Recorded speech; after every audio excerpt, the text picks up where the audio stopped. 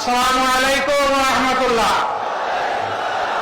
ইন্নাল হামদুলিল্লাহ ওয়াসসালাতু ওয়াসসালামু আলা রাসূলিল্লাহ, আম্মা বা'দ। আন্দোলনরত আব্দুলের উদ্যোগে আয়োজিত বীর চট্টলার ঐতিহাসিক লালদিঘি ময়দানে আজকের এই সমাবেশের সম্মানিত সভাপতি, দলের শীর্ষ নেতৃবৃন্দ, অন্যান্য কেন্দ্রীয় এবং আঞ্চলিক নেতৃবৃন্দ, স্থানীয় নেতৃবৃন্দ, বীর চট্টলাবাসী, সাংবাদিক বন্ধুগণ, আল্লাহ তাবারক ওয়া তাআলার শুকরিয়া আদায় করছি। ফ্যাসিবাদ বিদায় নেওয়ার পর মুক্ত জমিনে, মুক্ত আকাশের নিচে আল্লাহ তাআলা এই ধরনের একটি সমাবেশ করার তৌফিক দান করেছেন, আলহামদুলিল্লাহ। 15.5 বছর টানা 9 থেকে 24 সালের জুলাই মাস পর্যন্ত বাংলাদেশের মানুষ স্বস্তিতে কথা বলতে পারেনি। বাংলাদেশের মানুষের জীবনের কোনো নিরাপত্তা ছিল না। বাংলাদেশের মানুষ অবিচার, নির্যাতনের শিকার হয়ে কোথাও সামান্যটুকু বিচার পায়নি। বাংলাদেশ দুর্নীতিতে ভেসে গিয়েছিল। দেশের টাকা লুণ্ঠন করে বিদেশে পাচার করা হয়েছিল। 1 নয়, 2 নয়, 28 লক্ষ কোটি টাকা বাংলাদেশ থেকে বিদেশে পাচার করা হয়েছে, যা বাংলাদেশের এবারে বার্ষিক বাজেটের 7টা বছর কাভার করে সেই মুদ্রা বিদেশে পাচার করা হয়েছে। তারা আমাদেরকে উন্নয়নের কথা বলতো, তারা উন্নয়ন করেছিল তাদের নিজেদের, আর তারা রাস্তাঘাট এবং দালান তৈরি করেছিল রডের বদলে বাঁশ দিয়ে।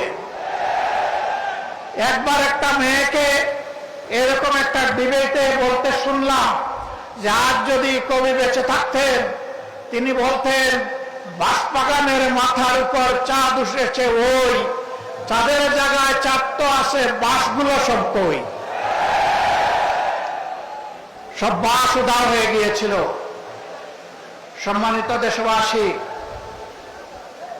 ফ্যাসিবাদীরা আমাদেরকে উন্নয়নের গল্প শোনাতো, বলতো বাংলাদেশ এখন সিঙ্গাপুর, বাংলাদেশ এখন কানাডা। হ্যাঁ, বাংলাদেশ কানাডা হয়েছে তাদের জন্য, কারণ তারা পালিয়ে গিয়ে কানাডায় বেগমপাড়া তৈরি করেছে। বাংলাদেশের টাকা ব্যাংকগুলো লুট করে, ডাকাতি করে সিঙ্গাপুরে নিয়ে তারা ব্যবসা প্রতিষ্ঠান গড়ে তুলেছে। সম্মানিত বন্ধুগণ, এই ফ্যাসিবাদ শুধু প্রতিপক্ষ রাজনৈতিক দলকে আঘাত করে নাই, তারা বড় আঘাত দিয়েছিল আলিম ওলামার উপর। হেফাজতে ইসলামের নেতারা সারা দেশে অন্যায়ের বিরুদ্ধে প্রতিবাদ করেছিলেন। আল্লাহ এবং আল্লাহ রসুলের বিরুদ্ধে কিছু সংখ্যক বেয়াদব প্রকাশ্যে চর্চা করেছিল। তাদের জবাব দেওয়ার জন্য শান্তিপূর্ণভাবে রাজধানীতে তারা একত্রিত হয়েছিলেন। 13 সালের 5ই মে সেখানে বর্বর হামলা চালিয়ে রাতের অন্ধকারে অসংখ্য মানুষকে খুন করা হয়েছিল। এতগুলো আলিম ওলামা, হুফাজে কেরাম, আইতাম, তাদেরকে হত্যা করার পর, খুন করার পর প্রখ্যাত প্রধানমন্ত্রী বলেছিলেন কেউ মারা যায়নি, ওখানে লাল রঙের যে তরল পদার্থ দেখেছেন এটা মোল্লা মৌলবীরা কিছু রং ছিটিয়ে রেখেছিল। লজ্জা! মানুষ খুন করার পরে আবার মানুষের রক্ত নিয়ে উপহাস, এটাই ছিল তাদের বৈশিষ্ট্য। এরা রক্ত হাতে করে ক্ষমতায় এসেছিল, আর রক্তাক্ত হাত নিয়ে ক্ষমতা থেকে বিদায় নিয়েছে। তারা ক্ষমতায় এসেছিল 9 সালে ফেব্রুয়ারি মাসের 25 এবং 26 তারিখ ঢাকার পিলখানায় তৎকালীন প্যারামিলিটারি বিডিআর এর হেডকোয়ার্টারে 2 দিনে 57 জন প্রতিশ্রুতিশীল, দেশপ্রেমিক, চৌকস সামরিক অফিসারকে তারা হত্যা করার মাধ্যমে তাদের হত্যার অভিযান শুরু করেছিল। আর 24-এর গণবিপ্লবে ছাত্র, তরুণ, যুবক, কৃষক, শ্রমিক, মা বোনদের বুকে ভাই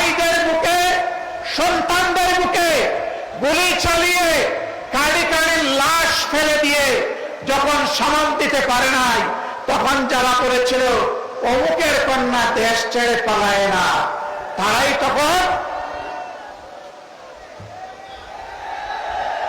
তারা কি করেছিল? জমিন দিয়ে হাঁটার, গাড়ি চালিয়ে যাওয়ার সাহস তারা হারিয়ে ফেলেছিল। আমাদের দুঃখ লাগে, আমাদের গর্বিত সেনাবাহিনীকেও এই খুনের কাজে তারা ব্যবহার করার চেষ্টা করেছে।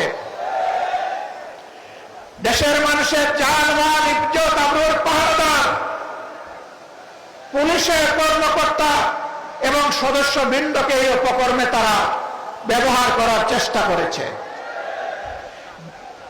বিজিবিকে তারা এই উপকর্মে কাজে লাগানোর চেষ্টা করেছে। রাষ্ট্রের একটা প্রতিষ্ঠানকেও তারা ঠিক মতো দাঁড়াতে দেয়নি। বিচার বিভাগ ধ্বংস করেছে, নির্বাচন কমিশন ধ্বংস করেছে, দুর্নীতি দমন কমিশনকে বগলের নিচে নিয়েছে, মানবাধিকার কমিশনকে তাদের পকেটে ঢুকিয়ে ফেলেছে। এইভাবে দেশের সব কিছু তারা ধ্বংস করেছিল। ফ্যাসিবাদীরা বিদায় নিয়েছে, ফ্যাসিবাদ এখনো বিদায় নেয় নাই। আমরা পরিষ্কার করতে চাই, ফ্যাসিবাদ কালো না লাল, কোন ফ্যাসিবাদকে আর বাংলার জমিনে বরদাস্ত করা হবে না ইনশাআল্লাহ। কেউ যদি ফ্যাসিবাদের ভাষায় আবার কথা বলেন, কেউ যদি আবার ফ্যাসিবাদীদের মতো আচরণ করেন, তারা কোন পথ খুঁজে পাবেন আমরা জানি না, কিন্তু আমরা তাদেরকে পরিষ্কারভাবে বলে দিতে চাই, বাংলার জমিনে এই দেশের আপামর ছাত্র, তরুণ, মেহনতি জনতার ফ্যাসিবাদকে বরদাস্ত করবে না।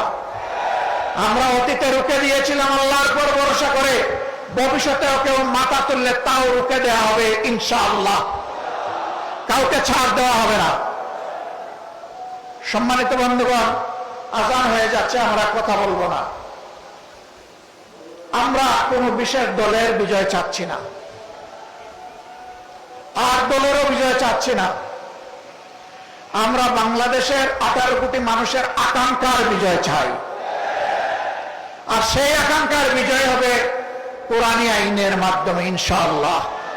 এর বাইরে গিয়ে এটা প্রমাণিত হয়ে গেছে, কোনো কিছু দিয়ে এর বাংলাদেশকে এগিয়ে নেওয়া সম্ভব নয়, সুশাসন প্রতিষ্ঠা করা সম্ভব নয়।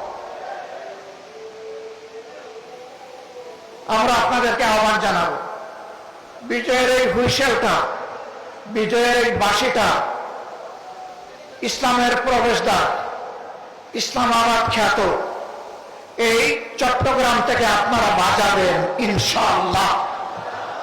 আপনারা বাজাবেন সেই বাঁশি, এই বিজয়ের বাঁশি এখান থেকে শুরু হবে, আর চেরাপুঞ্জির পাহাড়ে গিয়ে ওর ধাক্কা লাগবে ইনশাআল্লাহ। সারা বাংলাদেশ ইনশাআল্লাহ কোরআনের আলোকে আবাদ হবে। আগামীর বাংলাদেশ কোরআনের বাংলাদেশ।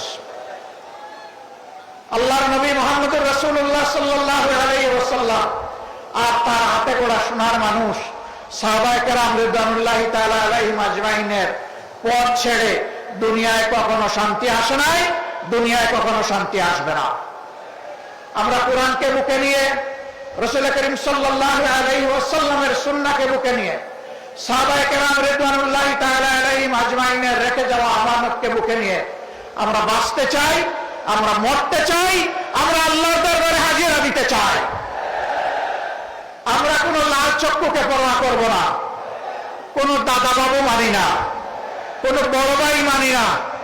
সকলের সাথে আমাদের সম্পর্ক হবে সমতা এবং পারস্পরিক সম্মানের ভিত্তিতে ইনশাআল্লাহ।